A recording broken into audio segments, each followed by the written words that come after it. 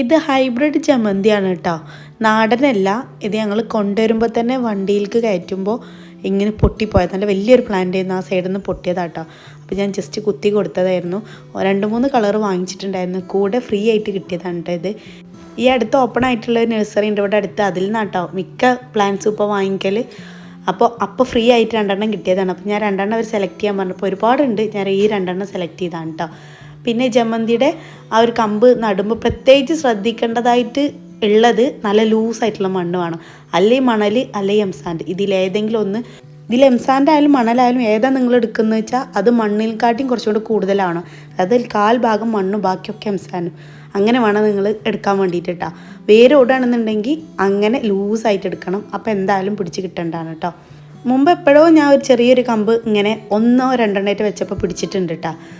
പിന്നെ അത് കുറച്ച് കഴിഞ്ഞപ്പോൾ അങ്ങോട്ട് പോവുകയും ചെയ്തിട്ടുണ്ടായിരുന്നു. ഇത് പിടിക്കുമോ നോക്കാം, പിടിക്കുന്നുണ്ടെങ്കിൽ എന്തായാലും ഞാൻ റിസൾട്ട് കാണിക്കണ്ട കേട്ടോ. ഇത് കഴിഞ്ഞിട്ട് ഇതിങ്ങനെ ഈർപ്പം നിൽക്കാൻ വേണ്ടിയിട്ട് 2 നേരം ജസ്റ്റ് സ്പ്രേ ചെയ്യണം, നിൽക്കാൻ വേണ്ടി ഇങ്ങനെയും ചെയ്തിട്ടുണ്ട്. അപ്പോൾ നമുക്ക് അപ്ഡേഷൻ പിന്നെ കാണാം.